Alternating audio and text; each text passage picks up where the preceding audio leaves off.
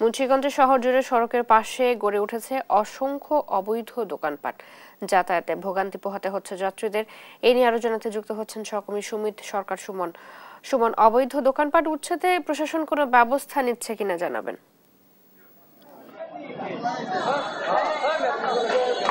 জি, আপনি আসলে যেমনটি বলছিলেন, মুন্সিগঞ্জের প্রধান দুটি সড়কে কিন্তু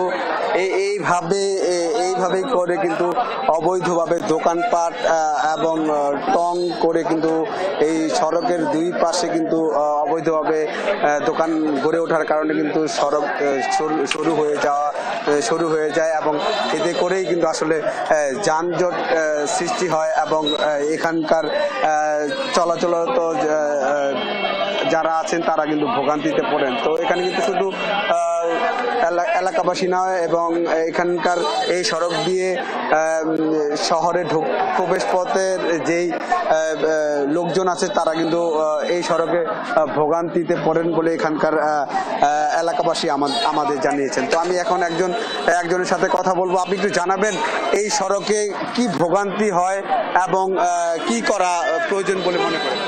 আসলে দেখেন, এই মুন্সিগঞ্জ শহরে প্রধান সড়ক দুইটা। এই দুইটা প্রধান সড়কের সুপারমার্কেট থেকে একেবারে ডিসি অফিস পর্যন্ত যে প্রধান সড়কটি রয়েছে, এই প্রধান দুইটি সড়কের দুই পাশে অবৈধভাবে শত শত ভ্যান গাড়ি দিয়ে এবং চটি বিছিয়ে ফুটপাতের মধ্যে দোকান তৈরি করা হয়েছে।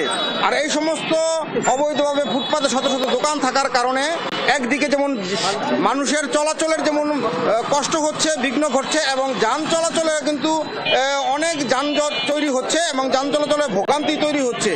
আসলে এই যে প্রশাসনের নাকের ডকা, একেবারে প্রশাসনের সামনে এই যে অবৈধভাবে রাস্তার পাশে ফুটপাতে যে অবৈধভাবে শত শত দোকান তৈরি হয়েছে, দীর্ঘদিন যাবৎ এই সমস্ত দোকানগুলি দিয়ে রাস্তার দুটিকে দখল করে রাখা হয়েছে। এরপরও প্রশাসন তাদেরকে কিছু বলছে না এবং রাস্তাগুলিকে পরিষ্কার পরিচ্ছন্ন করছে না। আমরা চাই দ্রুত সময়ের মধ্যে প্রশাসন যাতে মুন্সিগঞ্জের প্রধান সড়কের পাশে যে ফুটপাতগুলি আছে, ফুটপাতগুলি দখল করে যেভাবে দোকানগুলি তৈরি হয়েছে, দোকানগুলিকে উচ্ছেদ করে এই রাস্তা দুটিকে একেবারে ক্লিয়ার করা হোক, যাতে একদিকে যাতে সাধারণ মানুষ যাতে নির্বিঘ্নে চলাচল করতে পারে, পাশাপাশি যাতে যানবাহনগুলিও নির্বিঘ্নে চলাচল করতে পারে। আমরা এটাই চাই, এটা আমাদের মুন্সিগঞ্জবাসী হিসাবে আমাদের কাম্য। ধন্যবাদ আপনাকে। আসলে আপনি যেমনটি শুনছিলেন, এখানকার সাধারণ মানুষ কিন্তু বলছেন যে প্রশাসনের আসলে নজরদারি নেই। এই প্রশাসন যদি নজরদারি করে তাহলে এই সড়ক পাশাপাশি এই সাধারণ মানুষ ঠিক মতো চলাচল করতে পারবেন বলে আমাদের এখানকার যাত্রী এবং সাধারণ মানুষ জানিয়েছেন। তো এই ছিল আমার কাছে মুন্সিগঞ্জ থেকে সবশেষ খবর। চৈতি, সুমন, ধন্যবাদ আপনাকে। মুন্সিগঞ্জ থেকে যুক্ত ছিলেন আমাদের সহকর্মী সুমিত সরকার সুমন।